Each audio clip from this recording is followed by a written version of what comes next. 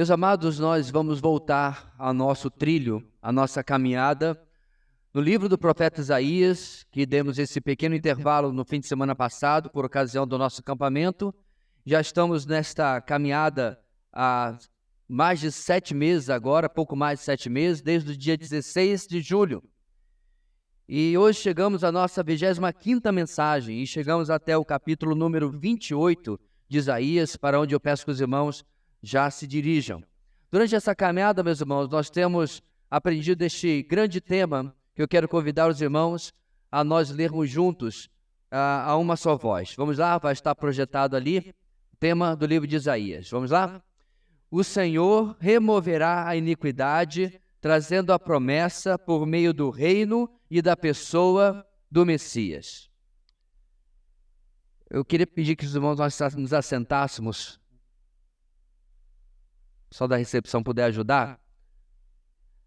Bem, irmãos, vamos relembrar rapidamente aquilo que nós vimos a respeito da palavra de Deus desde as últimas mensagens para cá, para dar um panorama aonde nós estamos agora, ok? Vamos lá, relembramos que vimos nas últimas mensagens. Do capítulo 1 ao 39, irmãos, nós temos uma primeira grande divisão, primeira parte do livro de Isaías. Hoje eu estou realmente sem atenção, mas a gente chega lá. A projeção, por favor. Vamos lá. 1 ao 39, nós temos a primeira parte do livro de Isaías e ela fala principalmente de uma palavra de condenação para o povo de Deus. Na segunda parte, do versículos 40 a 66, onde claramente nós chegamos, o tema que prevalece é o tema de restauração.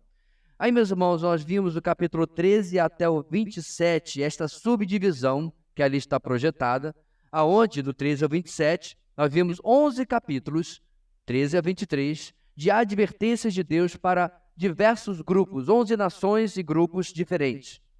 Finalmente, irmãos, já no capítulo 24 ao 27, como está ali no gráfico, nós tivemos o detalhamento sobre o estabelecimento do reino messiânico e o cumprimento de diversas profecias sobre esse tempo futuro. Isso é onde nós chegamos na última mensagem antes do nosso acampamento, ok?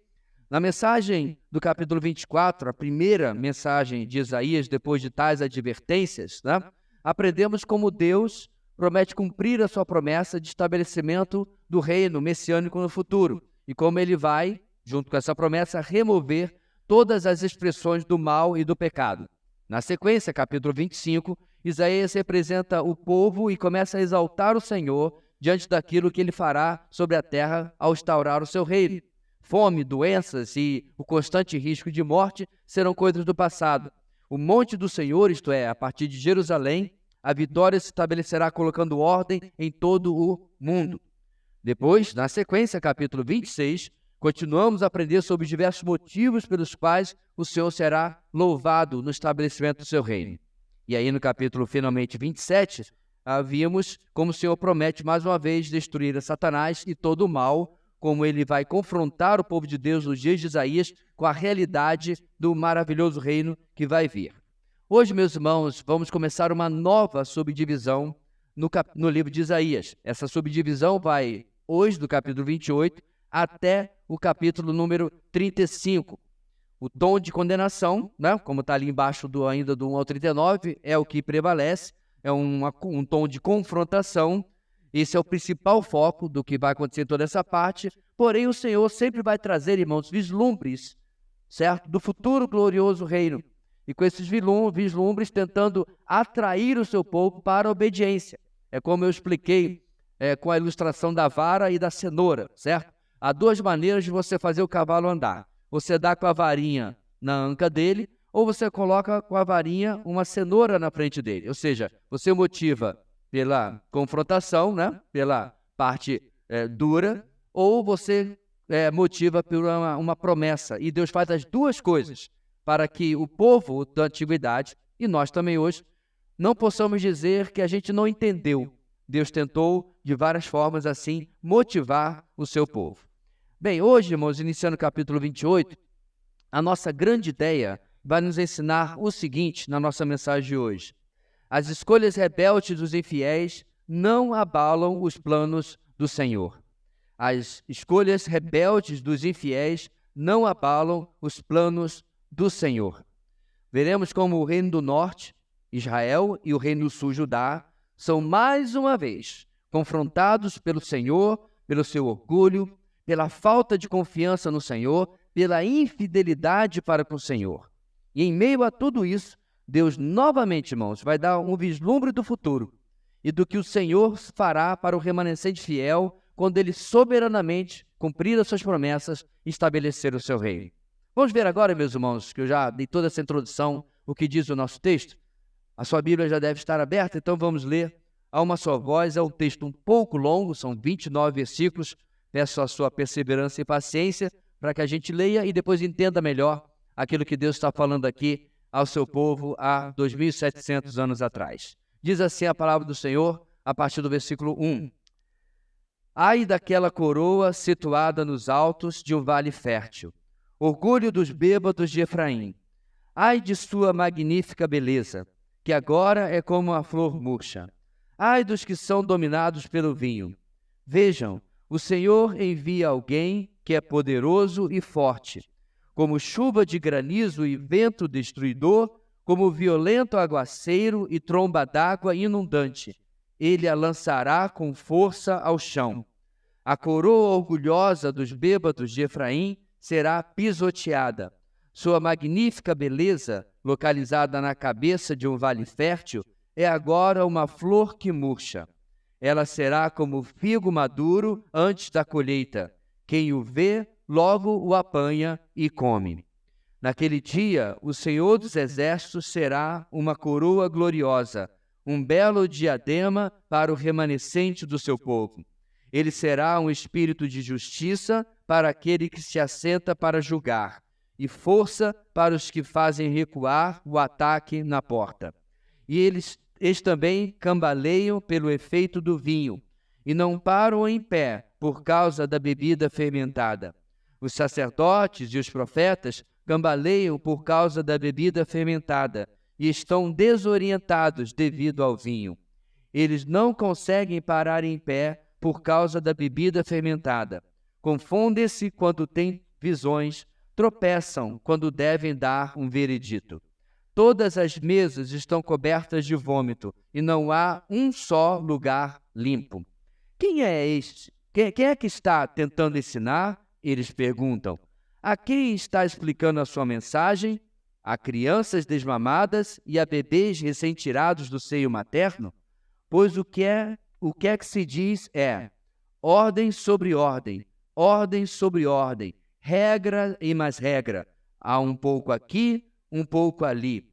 Pois bem, os lábios trôpegos e língua estranha, Deus falará a este povo, ao qual dissera, este é o lugar de descanso, deixe descansar o exausto, este é o lugar de repouso, mas eles não quiseram ouvir.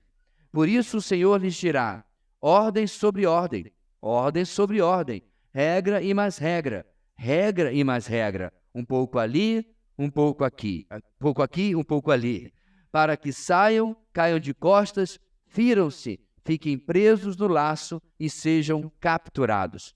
Portanto, ouçam a palavra do Senhor, zombadores, vocês que dominam este povo em Jerusalém. Vocês se vangloriam, dizendo, fizemos um pacto com a morte, com a sepultura fizemos um acordo. Quando vier a calamidade destruidora, não nos atingirá, pois da mentira fizemos o nosso refúgio, e na falsidade temos o nosso esconderijo. Por isso diz o soberano, o Senhor, eis que ponho em Sião uma pedra já experimentada, uma preciosa pedra angular para alicerce seguro. Aquele que confia jamais será abalado. Farei do juízo a linha de medir, e da justiça o fio de prumo. O granizo varrerá o seu falso refúgio, e as águas inundarão o seu abrigo. Seu pacto com a morte será anulado, seu acordo com a sepultura não subsistirá. Quando vier a calamidade destruidora, vocês serão arrastados por ela. Todas as vezes que vier, os arrastará. Passará manhã após manhã, de dia e de noite. A compreensão desta mensagem trará pavor total. A cama é curta demais para alguém deitar-se, e o cobertor é estreito demais para ele cobrir-se. O Senhor se levantará como fez no monte Perazim, mostrará sua ira como no vale de Gibeon, para realizar sua obra, obra muito estranha, e cumprir sua tarefa, tarefa misteriosa. Agora parem com a zombaria, senão as suas correntes ficarão mais pesadas. O Senhor dos Exércitos, falou-me da destruição decretada contra o território inteiro. Ouçam, escutem a minha voz, prestem atenção, ouçam o que eu digo. Quando o agricultor ara a terra para o plantio, só faz isso o tempo todo? Só fica abrindo sulcos e gradeando o solo? Depois de nivelado o solo, ele não semeia o endro e não espalha as sementes do cominho? Não planta o trigo no lugar certo, a cevada no terreno próprio e o trigo duro nas bordas? O seu Deus o instrui e lhe ensina o caminho. Não se debulha o endro com trilhadeira, e sobre o cominho não se faz passar roda de carro. Tira-se o endro com vara, e o cominho com um pedaço de pau. É preciso moer o cereal para fazer pão, por isso ninguém o fica trilhando para sempre. Fazem passar as rodas da trilhadeira sobre o trigo, mas os seus cavalos não o trituram. Isso tudo vem da parte do Senhor dos Exércitos, maravilhoso em conselhos e magnífico em sabedoria.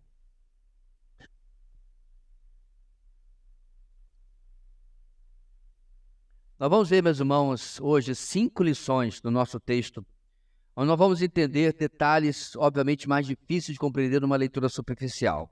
Mas antes disso, eu preciso lembrar de um detalhe importante do que acontece no coração desse povo.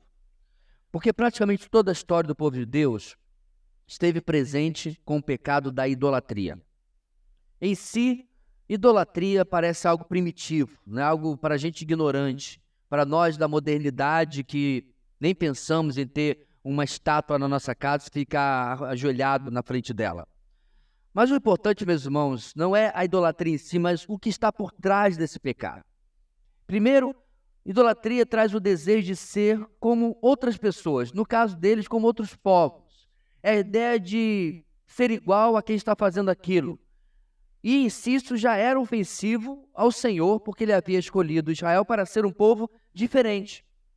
Mas a idolatria, meus irmãos, tem por trás algo pior: a falta de confiança na suficiência do Senhor. Por isso, idolatria é a declaração de que eu preciso disso para ser feliz, ou para alcançar o que eu quero, ou para controlar as questões da minha vida para fazer do meu jeito. Então, como a gente pode ver, meus irmãos, não precisa ter uma estátua, não precisa ter um ídolo. Idolatria é quando nós substituímos o Senhor pela nossa própria suficiência, para aquilo que nós podemos fazer, para aquilo que nós podemos decidir.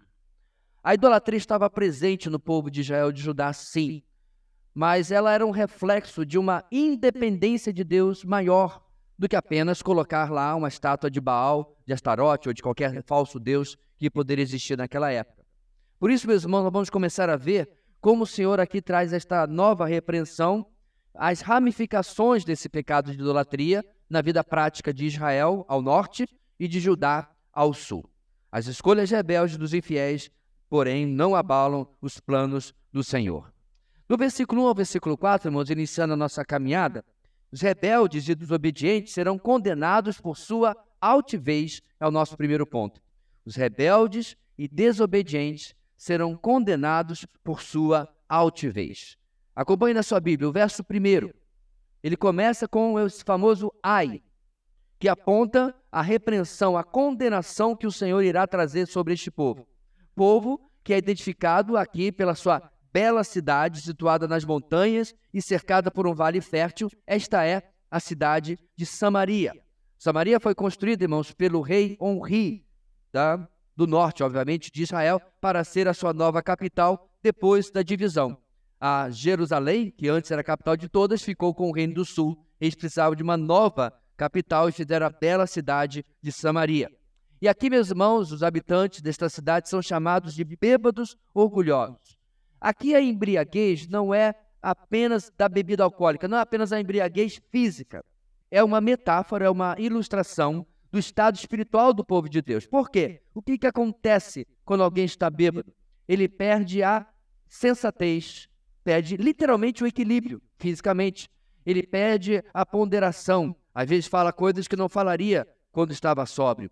Essa é a ideia, meus irmãos, espiritualmente do povo. O orgulho deles é pelo seu estado de fazer as coisas pela sua própria cabeça. E a isso o Senhor diz, isso é embriaguez espiritual, isso é insensatez.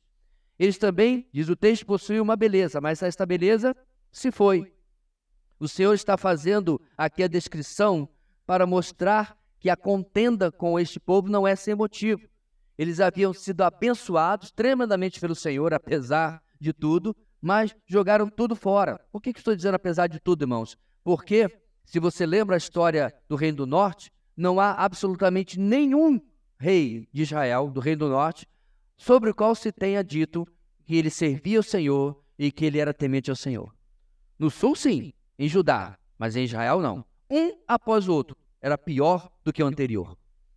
Mesmo assim, Deus os havia abençoado tremendamente. Inclusive, aqui Deus menciona exatamente o pecado do orgulho, o principal motivo que ele vem repreendendo, não apenas, irmãos, a Samaria, mas todas aquelas nações, todos aqueles grupos que nós vimos do capítulo 13 até o capítulo 23. Como nós já falamos, irmãos, se tem uma coisa que o nosso Senhor não aceita, não suporta, não permite diante dele, é o orgulho humano.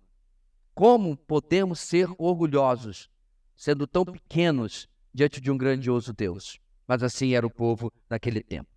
No verso 2, o Senhor já declara que enviará alguém poderoso contra o povo de Israel, e no verso 3, Samaria seria arrasada, nivelada ao chão, né, como fosse uma terraplanagem aí, e mostra o Senhor enquanto destaca fazendo isso, mais uma vez, por causa do orgulho de Israel. E fechando, o verso 4, o Senhor fala mais uma vez do quanto essa cidade era magnífica em beleza, estava em um lugar privilegiado, porém, iria murchar como uma flor. Ela seria colhida como um fruto maduro. Ela estava pronta para deixar de existir. E, novamente, é claro, a colheita está sendo usada como sinônimo de julgamento, como nós já mencionamos, inclusive, várias mensagens atrás. Em resumo, irmãos, desse primeiro ponto, bem curto, a profecia mostra como Israel seria invadida. Isso aconteceu, é claro, por causa dos assírios, não é isso? E a sua capital, Samaria, seria completamente destruída. O que aconteceria, meus irmãos, é que essa beleza toda acabaria, porque os assírios iriam levar boa parte dos israelitas e espalhá-los por todo o Império Assírio, ia pegar povos de todo o Império e ia trazer para dentro de Israel, ia começar ali uma miscigenação, uma mistura tanto étnica, mas principalmente pior, religiosa. Surgiria ali naquela região, abandonando a fé de Abraão e dos seus antepassados, uma religião mista, como consequência, inclusive, da disciplina de Deus sobre eles. Por quê? Porque foram rebeldes, porque foram desobedientes, estavam sendo condenados por causa da sua altivez. Nosso texto continua. Versículo 5 até o versículo 8, nós temos a nossa segunda lição de hoje, cujo enunciado é o seguinte: o Senhor, rejeitado pelos arrogantes, é a fonte de tudo para o remanescente fiel. Deus traz um contraste agora. Os rebeldes rejeitaram o Senhor. A atitude dos fiéis, do remanescente fiel, é outra completamente diferente. Fazendo um contraste com o cenário que se via do Israel dos seus dias, Isaías usa a expressão, que a gente já viu, que significa o jogar da nossa atenção para o futuro. Eu me refiro à expressão inicial do verso 5, naquele dia, que aponta para o fim dos tempos, aponta para quando as promessas do Senhor definitivamente irão se cumprir. E, naquele dia, o Senhor será uma coroa gloriosa para o remanescente do seu povo. Repare a expressão, irmãos, porque lá no versículo 1, nós temos também coroa. Lá, Samaria é a coroa dos orgulhosos, porque vocês estão confiando em si mesmos. Mas para o remanescente fiel, Deus usa esta referência, né? Peguei a referência, aqui no versículo 5, ele é a coroa gloriosa para os fiéis, para o remanescente fiel. A relação é óbvia. Enquanto o povo, em geral, era uma coroa de bêbados orgulhosos, para o remanescente, não eram eles que estavam em destaque. mas o Senhor. Então, deixa eu repetir. Para os rebeldes, eles se orgulhavam de si mesmos. Nós somos a nossa própria coroa. A nossa cidade é a nossa coroa. O Senhor é. Mas para aquele que busca o Senhor, aquele que é fiel, o Senhor é a coroa. O Senhor é suficiente. O Senhor é a fonte de tudo que o remanescente fiel precisa. Ele passa novamente, irmãos, aqui a ser o centro, a ser o diferencial do seu povo, e não o próprio povo em si. Isso, meus irmãos, está realmente de acordo com o relacionamento, com a história que Deus teve ao longo do tempo com Israel. Agora, há pouco na nossa leitura anual, pelo menos eu já passei por esse texto, Deus fala ao povo: olha, eu não escolhi vocês porque vocês eram um povo numeroso. Eu não escolhi vocês porque vocês eram um povo poderoso. Nem porque era o melhor povo da terra. Eu escolhi vocês porque eu amei, porque eu decidi, não pelos seus méritos, mas por minha causa. E Deus fala isso para o seu povo no Antigo Testamento. E assim, aquele que é fiel ao Senhor reconhece que é por causa dele, meus irmãos, que nós somos especiais. Não por nossa causa. É por causa do Senhor. Ele que é o nosso real diferencial, o nosso distintivo. Então, essa centralidade e dependência do Senhor continua no verso 6. Justiça para os que julgam e força para os que defendem. Tudo vindo dele. Nos dias do reino messiânico, tudo o que precisarmos para sermos o que devemos poderá ser encontrado na pessoa perfeita e infinita do nosso Senhor, do Senhor dos Exércitos, como ele se identifica aqui. E assim, meus irmãos, que o mundo deveria funcionar. Nosso Deus, na história, do jeito que está hoje, ele é um lustre desconhecido. Aliás, quando você começa a ler desde o Antigo Testamento, você percebe como passo a passo a humanidade vai colocando Deus de lado. Ao ponto de que quando nasce finalmente alguém especial, diz: então começou-se a invocar o nome do Senhor, que era um dos poucos homens antes de Noé. Ou seja, a humanidade logo no começo já vinha esquecendo o Senhor. Esse é um padrão, infelizmente, do ser humano. Mas o nosso ponto número 2, porém, tem uma pequena mudança nos versículos 7 e 8. Olha aí. O Senhor novamente se volta para a bêbada Israel, apontando novamente para a sua embriaguez espiritual. Porque ao rejeitar o Senhor, ao rejeitar o seu profeta, ao rejeitar toda a sabedoria que vem com a palavra que havia sido pregada a eles, qual o resultado, meus irmãos? Eles estão sem direção, eles cambaleiam, eles tropeçam, eles estão desorientados, eles estão afetados por falsas visões, e estão, inclusive, atentando para falsas visões. Estão ouvindo o que não deveriam. Isso, meus irmãos, foi algo frequente, presente quase sempre na história do Reino do Norte. Comumente, os reis ímpios de Israel ao norte e os reis ímpios de Judá também ao sul davam ouvidos a falsos profetas e, por outro lado, perseguiam os profetas de Deus. Por isso, diante de decisões importantes, diz o nosso texto, diante de vereditos importantes, eles tomam as piores e as mais destrutivas decisões. Você quer ver só? O exemplo, meus irmãos, mais claro para mim é do profeta Jeremias. Ele praticamente foi o único profeta dos seus dias. Ele profetizou durante 60, 70 anos. E durante boa parte do seu início, ele avisou o povo: se arrependam, que o Senhor irá se arrepender do mal que ele decretou sobre esta cidade. E aí o tempo foi passando. Eles não ouviram, mas ouviram os falsos profetas. E aí Jeremias mudou seu discurso porque Deus mandou. Olha, não adianta mais se arrepender. Agora o Senhor diz: se entreguem ao rei da Babilônia e vocês vão viver. Vocês vão ser poupados. O que eles fizeram? Desafiaram o rei da Babilônia. Tudo que o homem de Deus falava, eles faziam o contrário. Qual o resultado? No finalzinho da vida de Jeremias, já um idoso, Nabucodonosor finalmente invadiu Jerusalém, matou os filhos do rei na frente dele, cegou o rei e levou todos cativos para a Babilônia por 70 anos. Por quê, irmãos? Porque eles trocaram o Senhor como fonte e ficaram do lado daqueles que eram arrogantes, rejeitando o Senhor. Nosso terceiro ponto de hoje, na sequência do nosso texto, a gente vai aprender uma lição, irmãos, importante sobre como Deus trata quando Ele disciplina muitas vezes as pessoas. Olha só, a rejeição da simplicidade da mensagem do Senhor traz semelhante disciplina. Esse é um texto um pouco mais longo, peço que você preste atenção, porque ele tem, inclusive, um detalhe muito interessante, graças a Deus que a gente tem acesso à língua original. Então vamos começar a caminhar, versículo 9 ao versículo 13. O Senhor expõe nessa sequência os questionamentos de Israel sobre a quem a mensagem profética estava sendo pregada e sobre o que estava sendo pregado. É como começa o nosso texto. Isso é o que está por trás, irmãos, do versos 9 e 10, porque começa com a pergunta: quem é que está tentando ensinar? Repare, meus irmãos, na sua Bíblia a sequência. Eles estão questionando o Senhor como que o Senhor os estivesse tratando como crianças. É isso que significa essas perguntas. Quem é que está tentando ensinar? A quem está explicando a sua mensagem? A crianças desmamadas e a bebês recém-tirados do seio materno?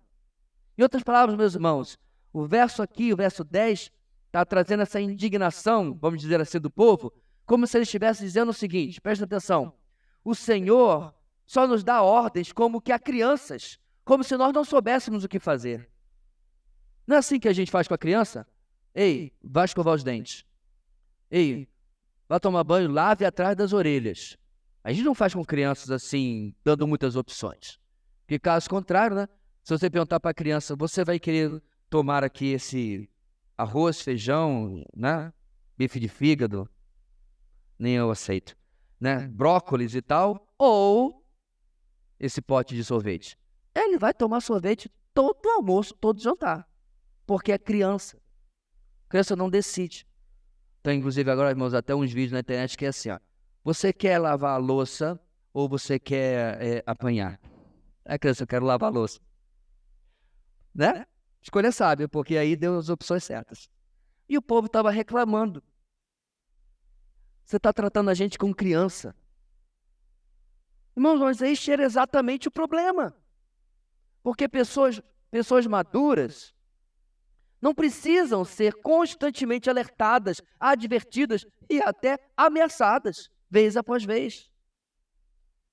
Com pessoas maduras, você fala uma ou duas vezes, né, confrontando o comportamento, e essa pessoa, e às vezes até já uma criança, humildemente aceita e busca mudar. Mas não é o que acontece com a adulta Israel. Não é só, meus irmãos, nos dias de Isaías. Há centenas de anos, Israel vem sendo avisado. E nada, e nada. E aí, eles chegam a zombar do Senhor. Eu creio que, na verdade, estavam zombando de Isaías, mas por tabela, estavam zombando do Senhor. O texto do verso 10, meus irmãos, é o povo imitando, ou como dizia a gente quando era pequeno, remedando. Na sua terra fala assim também? Quando meu irmão começava a me imitar, eu falei, mãe, o André está me remedando. Assim que a gente falava. Então eles estavam remedando, como se Isaías estivesse falando com eles, como fazendo barulho, como se fala com bebê. É quando ele fala aqui, ordem sobre ordem, regra e mais regra. Olha como soa, meus irmãos, presta atenção, como é que é o som disso em hebraico. Sav la sav, kav la kav, kav la kav. Não parece alguém no ouvido da gente? E estavam zombando da palavra de Deus. Isso que você fala aí, a gente já sabe. Os líderes ficam indignados, como se Isaías fosse um adulto dando um sermão em uma criança. Essa parte final, meus irmãos, do verso 10, um pouco aqui, um pouco ali, retrata o método usado no ensino das crianças por repetição e culcando um pouco cada vez. De novo, vocês estão tratando a gente como criança. Eles se recusavam, irmãos, a levar a sério as palavras de Isaías. Eles sabiam mais do que o profeta de Deus. É interessante, meus irmãos, que quando a gente trata alguém como criança de maneira arrogante e injusta, ok, a reclamação procede. Mas não era o caso. Primeiro porque Isaías, Deus através de Isaías, não estava falando com o povo de uma maneira condescendente, de uma maneira, né, superior. Não. Falava aquilo que precisava ser falado com verdade e com confrontação, mas eles não aceitavam. Então, como resposta a essa atitude do povo, o Senhor, nos versos 11 a 13, dá uma sentença correspondente à atitude pecaminosa do povo. Por isso, o nosso enunciado no ponto 3. Já que eles não queriam levar sermão, vamos dizer assim, da parte de Isaías, eles não queriam ser tratados como crianças por parte de Isaías, o povo iria levar sermão de um povo estranho, descrito aqui como de lábios trôpegos e língua estranha. A melhor tradução aqui, meus irmãos, talvez seja da Nova Almeida Atualizada, lábios zombeteiros. Lábios que iriam zombar deles em língua estrangeira. E nós sabemos, por meio da história, que aqui está se referindo aos assírios. Mais adiante, no cerco a Jerusalém, a gente vai ver exatamente esses lábios zombeteiros. Lembra? A gente vai chegar lá na época de Senaqueribe, né, na época de Ezequias, alguns capítulos mais à frente. Eles vão ficar do lado de fora de Jerusalém, Reino do Sul, zombando do povo. Da mesma forma, claro, eles fizeram com Samaria e com o povo do Reino do Norte. A única diferença, é claro, meus irmãos, é que Samaria caiu. Jerusalém, pela misericórdia de Deus, foi mantida em pé. Né? Bem, assim, meus irmãos, durante os anos de cativeiro do Reino do Norte, eles ouviram as zombarias na língua dos assírios, na língua estrangeira, no caso aí, o aramaico. Para o povo do Norte, para o povo de Israel, como desprezaram a palavra do Senhor dirigida a eles, que oferecia repouso, verso 12, agora no verso 13, receberiam o oposto.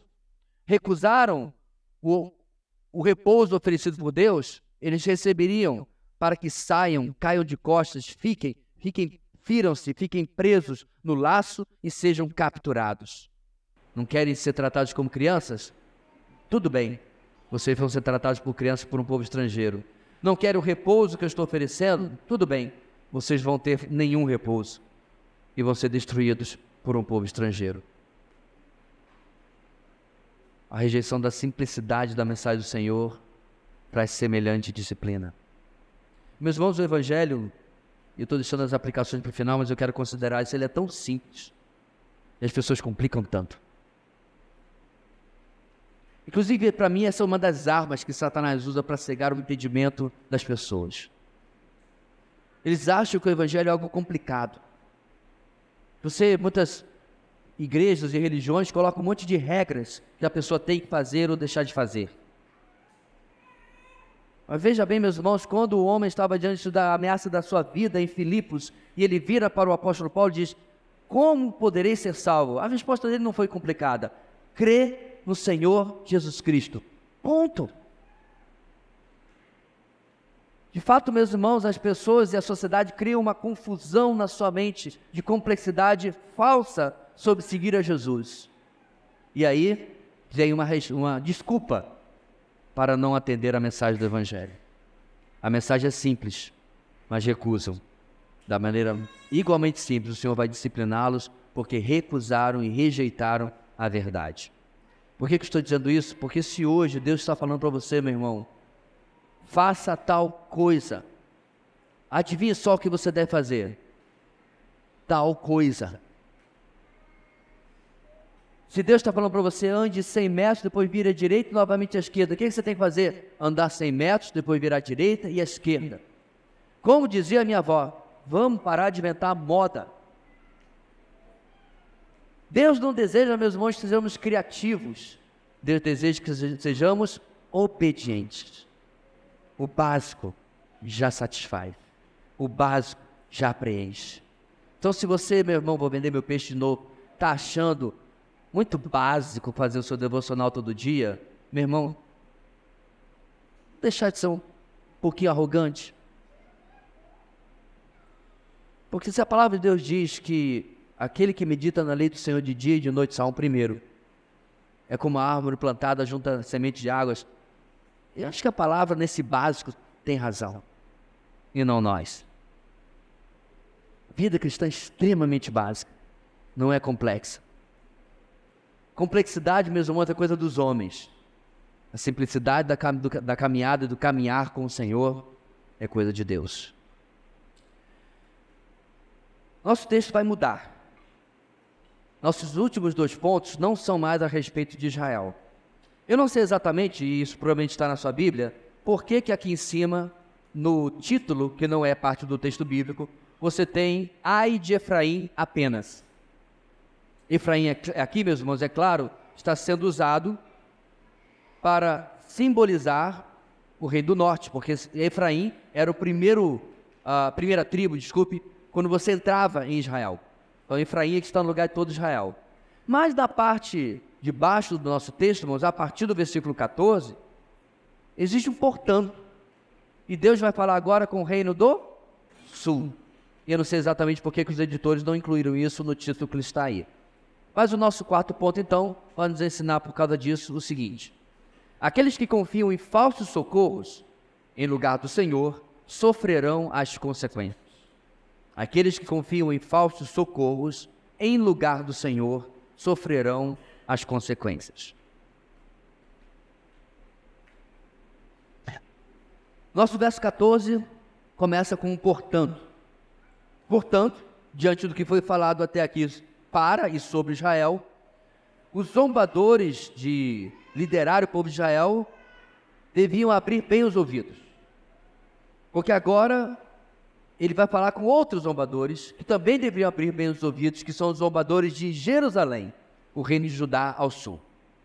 Perceba, meus irmãos, com que a zombaria, nesse caso, unia as duas partes do povo de Deus. Norte e sul estavam unidos, infelizmente, pela zombaria para com a palavra do profeta, diga-se passagem.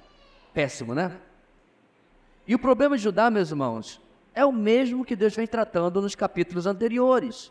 É o mesmo que motivou, inclusive, as advertências, como eu já mencionei, do capítulo 13 ao 23. Ou seja, qual o problema? Por que vocês insistem em fazer alianças com povos que desprezam o Senhor? Com povos que em nada podem oferecer segurança a você. Não foi por isso que nós vimos no capítulo 13 a 23? Vocês querem confiar nos etíopes? Eles vão rodar. Vocês querem confiar nos egípcios? Eles vão rodar também. Vocês querem confiar nesse, naquele, fulano? Todos eles vão ser assolados pelos assírios. Eles não oferecem nenhuma segurança para vocês. Por que vocês insistem nisso? Por que vocês insistem onde há insegurança, enquanto o Senhor é o único que pode ser a sua rocha e o seu refúgio? Essa é a palavra aqui. No verso 15, o Senhor expõe a arrogância do povo de Judá. Eles desafiavam o Senhor, alegando que a própria morte estava em pacto com eles e que eles seriam poupados. Sabe o que estão dizendo aqui, meus irmãos? Se preocupe não, Isaías. Para nós, a morte não oferece. Vai morrer ninguém. Vão ficar tudo muito bem nessa situação. Você pode talvez estar se perguntando: pastor, o senhor acabou de dizer que Jerusalém foi poupada? Fato, meus irmãos, é que a história de Deus com o seu povo, ela tem altos e baixos. O povo de Judá, meus irmãos, já esteve perto da extinção várias vezes. E aí, meus irmãos, nos famosos 44 do segundo tempo, pela misericórdia de Deus, surgia um Josafá, um Asa, um Ezequias, um rei temente ao Senhor, que se humilhava e buscava o Senhor. E aí Deus tirava o pé do acelerador e poupava o povo, que é o que a gente vai ver lá nos capítulos 36 e 37 com Senaqueribe. Mas, meus irmãos, nós conhecemos o povo, a história desse povo. Vai passar mais algumas décadas e lá vai chegar um reizinho chamado Manassés. Meu irmão, esse era ruim. Ruim. E aí, Deus vai pisar o resto do acelerador todo. E finalmente, o povo vai ser disciplinado. Mas, por enquanto, a confrontação está acontecendo. Para mostrar, meus irmãos, que Deus deu chance. Mas, como eu disse, eles estão tão arrogantes que disseram: nem a morte nos toca. E tudo isso, por Deus, é chamado de vanglória, isto é, de palavras de arrogância, porque eles mesmos reconhecem que estão agindo, diz o texto, com mentira e falsidade. É péssimo, meus irmãos, como alguém que é considerado o povo de Deus se orgulha do mal. É o que está aí no verso 15. Nós temos agido, nós estamos bem, nós somos espertos, a gente é sábio, a gente consegue tudo. Chá conosco, chá comigo. A arrogância deles era tremenda, meus irmãos, que é estranha e deveria ser algo ausente para um povo chamado povo santo do Senhor. É muito provável, meus irmãos, que esse texto, verso 15, não seja literalmente as palavras que eles estão falando aqui, mas seja a realidade que Isaías está transcrevendo por trás do que está acontecendo. A morte, por exemplo, ela era personificada no mundo antigo como um deus, o deus do submundo, chamado morte. E ao confiar em falsos deuses, como por exemplo a morte, os judeus estavam trocando o Deus da verdade pelas mentiras e falsidades de deuses que não realmente nem existem. Esse é o quadro que está aqui por trás do verso 15. Então, diante dessa situação deplorável, o Senhor, no verso 16, faz uma declaração que faz para eles um sentido limitado, comunicou, é claro, mas para nós, meus irmãos, 2.700 anos atrás, depois, desculpe, faz muito sentido. Olha o verso 16, meus irmãos. Eis que põe em Sião uma pedra já experimentada, uma preciosa pedra angular para alicerce seguro. Aquele que confia nessa pedra, é claro, jamais será abalado. Então, meus irmãos, para os ouvintes e leitores de Isaías, o Senhor era simplesmente essa pedra. O Senhor era essa rocha. Ou seja, se o povo de Judá deixasse de confiar nas nações estrangeiras, certo? Deixasse de confiar tanto em si mesmo e confiasse no Senhor, eles não seriam abalados. Isso significava para eles. E para nós, meus irmãos, 700 anos depois, o mesmo texto é aplicado ao nosso Senhor e Salvador Jesus Cristo. Inclusive, meus irmãos, até os judeus, depois de Isaías, começaram a compreender que esse texto apontava para o Messias, mas eles não entendem o Messias como sendo Jesus. De que texto que eu estou falando, irmãos? O apóstolo Pedro nos traz isso em 1 de Pedro capítulo 2, se você quiser anotar. 1 de Pedro capítulo 2, versículo 4, texto inclusive que nós lemos na nossa EBD de hoje de manhã, diz o seguinte: à medida que se aproximem dele, a pedra viva, rejeitada pelos homens, mas escolhida por Deus e preciosa para ele, vocês também estão sendo utilizados como pedras vivas na edificação de uma casa espiritual para serem sacerdócio santo, oferecendo sacrifícios espirituais aceitáveis a Deus por meio de Jesus Cristo. Aí vem o versículo 6, pois assim é dito na Escritura: eis que põe em Sião uma pedra angular, escolhida e preciosa, e aquele que nela confia jamais será envergonhado. Portanto, para vocês, os que creem, esta pedra é preciosa. Mas para os que não creem, os rebeldes, a pedra que os construtores rejeitaram tornou-se a pedra angular. E tornou-se pedra de tropeço e rocha que faz cair. Os que não creem tropeçam, porque desobedecem a mensagem para os que também foram destinados. Irmãos, isso aqui não é um retrato dos dias de Isaías? Quanto tempo, meus irmãos, eu falei depois de Isaías isso aqui foi falado? 700 anos depois. E o povo judeu continuava igualzinho. Quando eles ouviram, meus irmãos, o novo profeta de Deus, porque o Senhor Jesus também era profeta, o que eles fizeram? Queremos não. Essa não é a mensagem que a gente quer. Esse não é o Messias que a gente quer. Este não é o Salvador que a gente quer. Agora pausa. Não é exatamente o que a humanidade faz hoje em dia? Eu gosto de cutucar as pessoas de vez em quando, em lugar de dizer apenas uma coisa tipo, Deus te abençoe, vá com Deus, se Deus quiser, né? Às vezes as pessoas perguntam, e aí, você vai fazer tal e tal coisa, o que você está achando? Se o Senhor Jesus permitir. Porque o pessoal não tem problema com Deus. Porque Deus, eles tentam moldar a sua imagem e semelhança, como eles querem. Para Hollywood, Deus foi renomeado, certo? Alguém sabe para quê? O universo. Né? Mocinha e mocinha se encontram, dizendo assim, o universo conspirou a nosso favor. Que universo? Quem é essa entidade? Quem é este ser que não existe? Por quê? Porque eles não podem falar que foi Deus. Você está sendo substituído. O Deus judaico-cristão não serve para eles. Conta aqui, meus irmãos, é como a mensagem hoje, igualzinho a 2.700 anos atrás, diz assim, eu não quero isso aí não. Eu tenho outro socorro. Eu tenho outro auxílio. Eu tenho outra fonte. E por rejeitar o Senhor e assumir outros socorros, falsos socorros, vem também as consequências. Bem, Judá mal sabia, meus irmãos, que estavam rejeitando não apenas o Senhor, mas em si estavam rejeitando também o cumprimento da promessa que os seus antepassados tanto ansiavam. Cada vez mais claro, meus irmãos, fica como o povo, inclusive a gente viu isso também hoje na nossa EBD, o povo de Israel não era em si realmente o povo de Deus, mas dentro dele havia um remanescente que não rejeitava o Senhor como esses aqui estavam rejeitando. Eles estavam rejeitando não apenas o Senhor, não apenas Isaías, mas a própria promessa do Messias e do estabelecimento do seu reino de justiça. Em resposta, irmãos, a esse pacto maligno que eles fizeram, com a morte, o Senhor Deus responde, do verso 17 a 19, como aquele que é verdade e justiça, aquele que é o verdadeiro dono da vida e da morte, anulou tudo isso aí. Verso 17, o Senhor iria estabelecer a justiça e a verdade. Ele iria. Ele também iria destruir o refúgio de falsidade e mentira. E além disso, verso 18, o pacto com a morte seria anulado. Primeiro porque não existe tal entidade morte para se fazer algum acordo, algum pacto. E segundo, meus irmãos, que é o Senhor que determina. A morte é soberanamente determinada pelo Senhor e não pelos homens, se vai acontecer ou vai deixar de acontecer. Eles iriam sucumbir diante da calamidade destruidora, diz o texto. Algo que ainda levaria algum tempo, mas como eu descrevi agora há pouco, aconteceria quando eles caíssem debaixo da invasão dos babilônios. E toda essa tragédia e julgamento iria continuar até que estivesse completamente terminada. É o verso 19.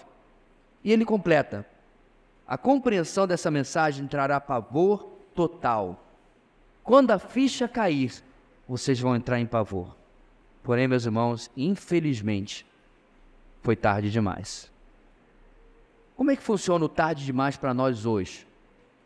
Qual é o prazo final, meus irmãos, que Deus nos dá? Há muitos, mas o principal é o fim da nossa vida. É por isso que a palavra de Deus adverte aqueles que ainda não entregaram a sua vida a Cristo Jesus. Se hoje você ouvir a sua voz, não endureça o seu coração. Porque hoje é o dia de salvação. Hoje é o dia aceitável, não amanhã.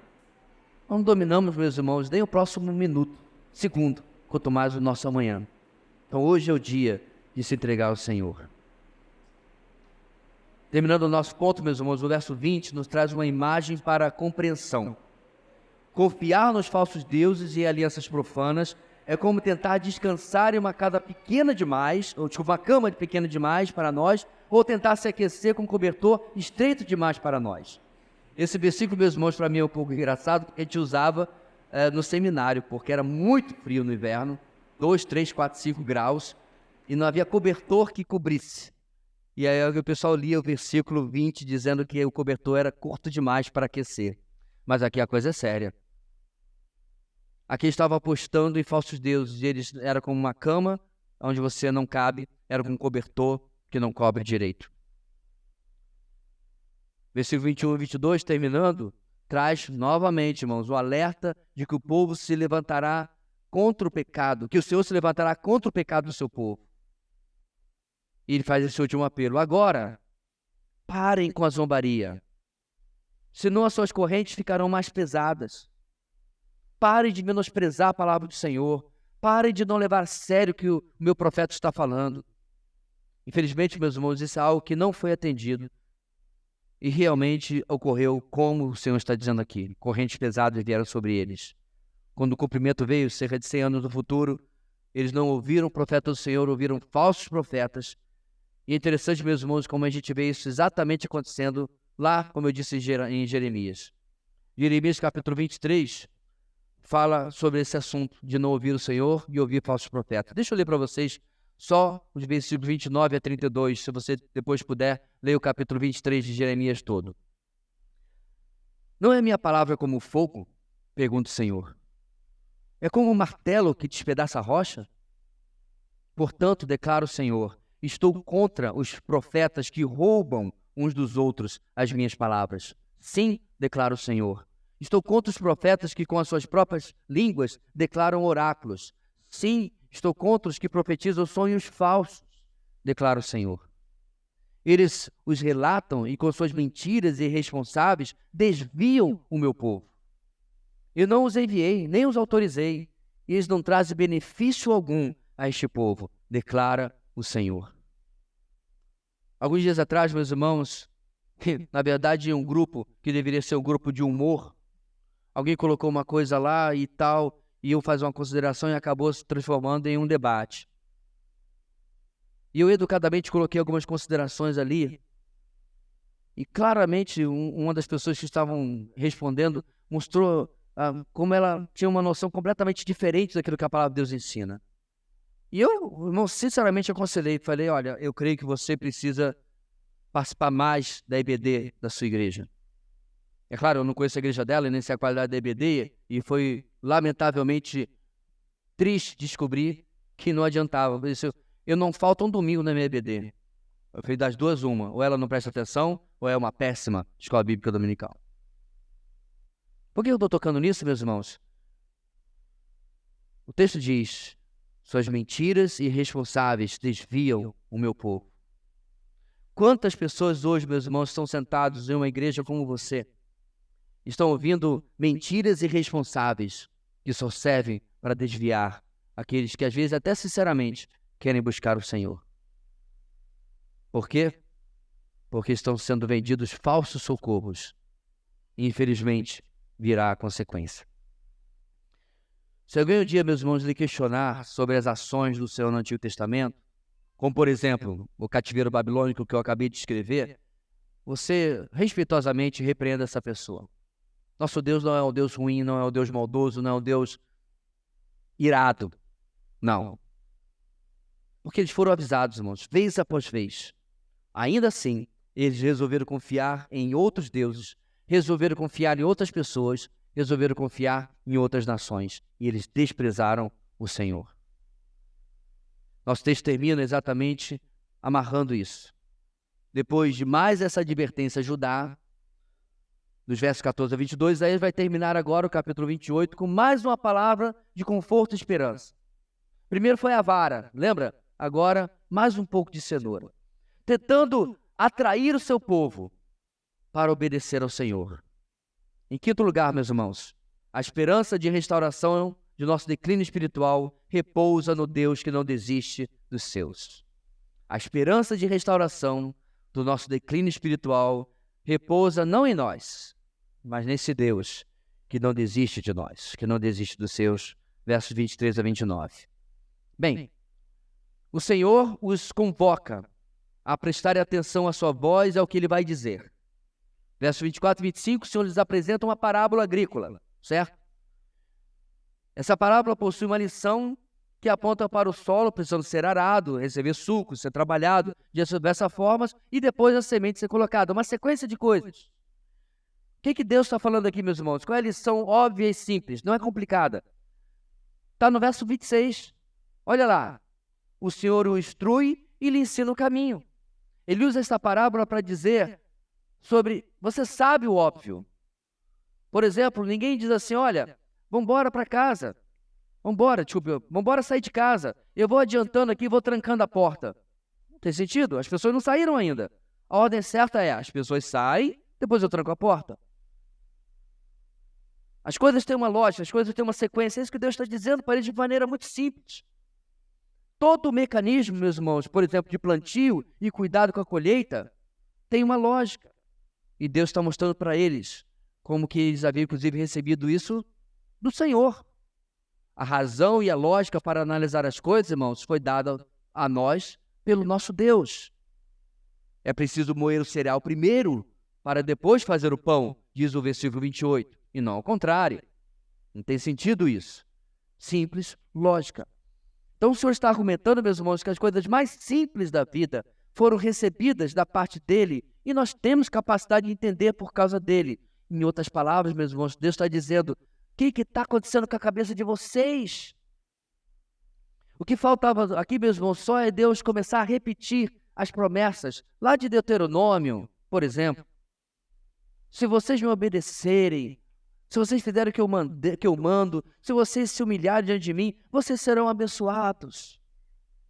Lembra das promessas? A sua mulher vai ter muitos filhos, seus filhos vão ser todos saudáveis, a morte vai ficar longe de você. Tudo isso está prometido, você vai ser próspero. Para Israel isso era a realidade. Agora, meus irmãos, já abro um parênteses aqui, não sejamos também tão duros, né? E quantas promessas eu leio todo dia na palavra de Deus, no meu devocional, e eu viro as costas e faço o contrário. Nós temos esse defeito de fabricação e rejeitamos. Como é que o nosso texto termina, irmãos? Aquele que vem do Senhor, que é maravilhoso em conselhos e magnífico em sabedoria. Olha só. Em vez de fazer o básico, o lógico, o simples e ser abençoado pela vontade do Senhor, nós rejeitamos os seus conselhos e a sua sabedoria. Assim, meus irmãos, o Senhor está falando ao seu povo de como Ele os tem instruído, como Ele tem ensinado o caminho, como não tem desistido deles, ainda mesmo com tudo o que eles fizeram e que a gente já viu até agora. E que detalhe, irmãos, que ainda farão. O Senhor repete promessas, o Senhor reafirma o seu amor. Ele faz isso sabendo, meus irmãos, de como, inclusive, esse povo, ou pelo menos seus descendentes, vai rejeitá-lo vez, após vez, até chegar até uma cruz. É isso que fizeram, meus irmãos. Quando um estrangeiro virou-se para um dos seus e perguntou: o que farei de Jesus chamado Cristo? E a multidão respondeu o quê? Crucifica-o.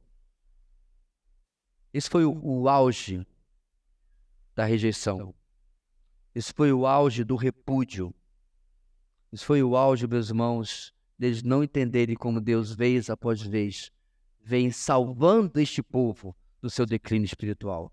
Você sabe, meus irmãos, por que Judá, Jerusalém, chegou inclusive pelo menos até os dias de Jesus? Foi por causa deles. Você sabe, meus irmãos, por que o Messias de fato nasceu? Não foi por causa do povo. Deus foi preservando a semente santa, o remanescente, geração após geração. Se Deus não tivesse, meus irmãos, preservado Judá, o Reino do Sul, eles teriam ido pelo ralo, igualzinho o Reino do Norte. Eles teriam se desviado. Portanto, nossa esperança de restauração, quando estamos em declínio espiritual, existe unicamente porque Deus não desiste de nós. Vamos dar uma revisada, irmãos, no que vimos hoje? Estamos no finalzinho do nosso tempo. Primeiro ponto. Os rebeldes e os desobedientes serão condenados por sua altivez. O que isso nos ensina? Mais uma vez, temos o alerta de como a justiça de Deus não deixará o orgulho prevalecer. Israel, meus irmãos, foi advertida por mais de 1000 anos e ainda assim se manteve rebelde geração após geração. Os avisos de Deus sobre a nossa rebeldia, para nós também, irmãos, e nossa desobediência, esses avisos servem para que nós, que somos discípulos de Jesus, e também para aqueles que ainda não tomaram passo de compromisso, possam pensar em como tem procedido. O aviso é claro: o Senhor não negocia com a verdade. O Senhor não aceita o orgulho. Ou nós o seguimos e obedecemos, ou existem as consequências. Nossos casamentos irão sofrer, nossas famílias irão sofrer, nosso próprio trabalho irá sofrer, nossa vida como um todo irá sofrer. Quando nos afastamos orgulhosamente daquilo que Deus tem dado para nós. Ponto 2. O Senhor rejeitado pelos arrogantes, por outro lado, é fonte de tudo que precisamos para o remanescente fiel, ele é fonte de tudo. O povo de Deus naqueles dias, meus irmãos, rejeitava as soluções da maneira e da vontade, ou segundo a vontade de Deus. Mas no futuro, porque esse texto vai para naquele dia, né? O Senhor receberá toda a dependência do seu povo no reino futuro. Mas e hoje, irmãos? E hoje? Onde eu e você estamos? Será que buscamos a solução apenas no Senhor? Ou buscamos a solução nele quando nos convém? Ou quando não temos mais alternativa? Ou porque desejamos que ele faça do nosso jeito? Ou por outro lado, será que realmente nós buscamos o Senhor porque ele é a nossa única fonte de socorro, de suprimento, de sustento, de tudo? Chamo novamente a sua atenção para o lugar onde você está sentado.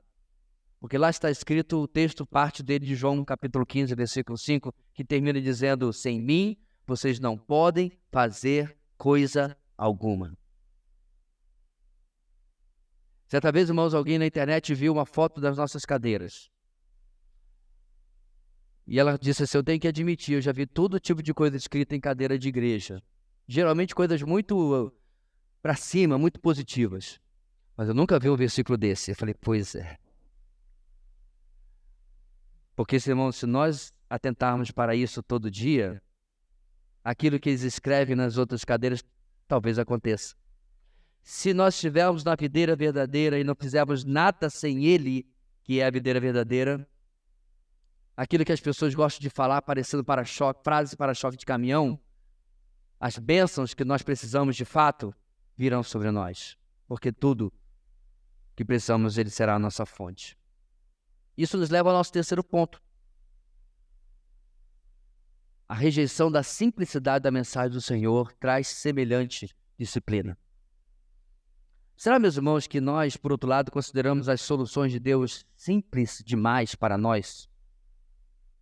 Será que elas não nos atraem porque as nossas parecem que resolvem mais do que as soluções dele? Será que nos sentimos assim, meus irmãos, porque queremos uma solução, talvez, para ontem? E quando Deus sugere alguma coisa, eu tenho que esperar, eu tenho que me adaptar. Eu tenho que depender dele, eu tenho que esperar pelo tempo dele. E aí eu não quero.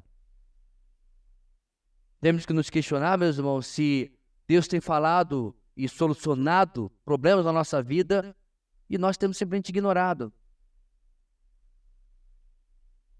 Talvez você esteja um problema imenso com alguém e Deus fala no seu coração, talvez no devocional, no seu tempo de oração. E se de repente você fosse lá e conversasse com a pessoa? Aí você diz, devo estar imaginando coisas. O certo é que Deus vai lá e mude o coração dele. E aquilo que Deus sugere para mim, não.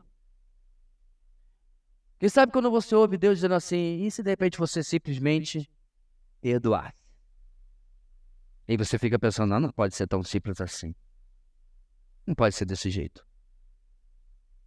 Às vezes, realmente, irmãos, perdemos as soluções de Deus porque elas são simples demais. E não queremos. Fazemos como o povo de Samaria estava fazendo naqueles tempos.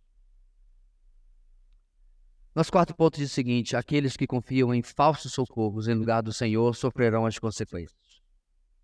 Diante disso, diante das soluções simples do Senhor e não aceitarmos, nos precipitamos. A gente dá uma de Sara e dá Agar para o marido. Em fazer isso, cria um problema imenso para si, detalhe, para toda a humanidade, diga de passagem. Nós fazemos como Israel, confiando em outras nações, em seus falsos deuses, no caso, claro, Judá, em lugar de confiar no Senhor. Meus irmãos, tal troca profana, tem consequências lamentáveis sobre a nossa vida. Quais são as nossas soluções? Onde temos confiado? Quais são os nossos socorros? Nós temos de fato confiado no Senhor. Cada simples problema do nosso dia a dia e os complexos também tem sido alvo de oração, de colocar diante do Senhor. Ou eu saio tentando resolver por mim mesmo e com a minha habilidade, com o meu dinheiro, com os meus contatos, ou o que quer que seja. É verdade, Deus muitas vezes, sim, vai usar os seus bens, seus recursos, ou até outras pessoas, sem problema algum. Mas Ele vai usar. Não quando é apenas algo que parte do meu coração cheio de independência e que quer resolver por si mesmo e acaba buscando falsos socorros. E finalmente, meus irmãos, a esperança de restauração de nosso declínio espiritual repousa unicamente no nosso Deus, parafraseando que não desiste de nós, que não larga, que não nos abandona, que não nos esquece. Então, nesse último ponto, meus irmãos, terminamos com essa dose de esperança. O Senhor nos convida a voltar ao plano básico que Ele nos tem dado. Lixar para a direita, lixar para a esquerda. Lembra? Seu Miyagi pegou Daniel San e disse para ensinar karatê. Vai fazer esse movimento simples. E ele lixou toda a cerca. Terminei, seu Miyagi. Ótimo. Agora você pega o pincel e você vai Não esquece a base, né? Lembra? O básico. Básico. Algumas pessoas não gostam quando eu pergunto diante de um monte de problemas que a pessoa me narra. 40 minutos falando sobre o Muro das Lamentações e como a vida está difícil. E eu pergunto para a pessoa... O que eu pergunto, irmãos? Como está a sua vida com Deus? Porque nós queremos soluções que nunca realmente funcionaram para ninguém na história. Queremos sabedoria sem a palavra, queremos resposta sem oração, queremos vencer o pecado sem mortificação. As receitas estão aí, obviamente, na palavra. Mas nós insistimos em outra coisa. Nós insistimos, meus irmãos, que a amargura e a ira são ferramentas melhores do que o perdão e o amor. Insistimos nisso. E a gente vai batendo, meus irmãos, em portas fechadas que nunca se abrirão. E o Senhor vai vez após vez, dizendo: filho, engatinha antes de correr. Espera a resposta para o próximo passo. Ore antes de agir.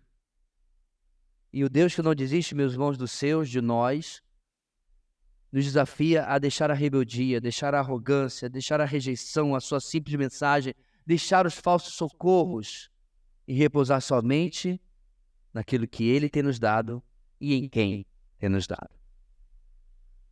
As escolhas rebeldes dos infiéis não abalam os planos de Deus.